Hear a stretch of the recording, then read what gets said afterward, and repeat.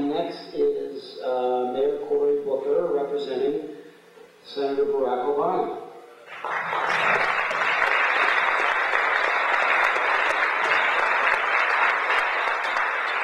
Forgive me, everyone. I've been racing around to too many communities I can count in my own city. It's good to be up here in Montclair. And I'm not even sure of the format, so I'm assuming that 5 minutes, no more than 5 minutes, and then I'm a lawyer and a politician. only long enough that we'll do it. And then we'll have a chance to really get into the issues.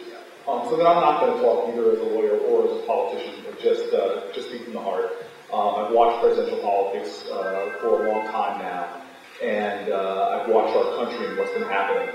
The biggest issue to me is that our country is being divided, sliced up in ways that are painful, including the state of New Jersey, urban versus suburban, left versus right, Democrat versus Republican. The nation as a whole. I've seen politics change and pervert, in my opinion. I've watched our United States of America become more about polarizing politics, more about wedge issues. People think that the best way to get elected to an office is to solidify their base and speak to only part of the American public. I've watched how people triangulate and push back and undermine a larger public good for a lowest common denominator. I've grown a lot really frustrated, and like me, and I know a lot of people that sort of divorce themselves in politics in general. So what I'm in this election for, and I made a very personal decision when I literally got a call from Gail King, who's become a really good friend, and said, "You've got to meet this guy named Barack Obama," and started sitting with him and having some meetings over the last few years, and really just found somebody that resonated with the same spirit that I had. I know the Clintons quite well, and frankly, they've helped me a lot. Before I came to office as mayor, I went up to Chappaqua and sat down with Bill Clinton, who has tremendous vision and did tremendous things for the country, and frankly, did tremendous things for the city of Newark. But sitting down with Barack Obama and beginning in a very skeptical way to sit with him, I began to see somebody that had a different vision, a different generational vision for the United States of America. And it wasn't just his policy positions, and trust me, we talked about everything from putting more police officers on streets like the city of Newark to dealing with trade issues and how to help continents like Africa become better. But what we began to get more excited about him was just a different spiritual vision of the world, a different view of the United States of America and what was necessary to solve complex issues. I am looking for not just incremental change. I'm not just looking for a good Democrat in the United States of America. I'm really looking for somebody that can take our country another step higher. They can raise us to a higher moral and spiritual level. I think in many ways we've lost that. We've lost the essence of what we claim to be and what we strive to be as a nation.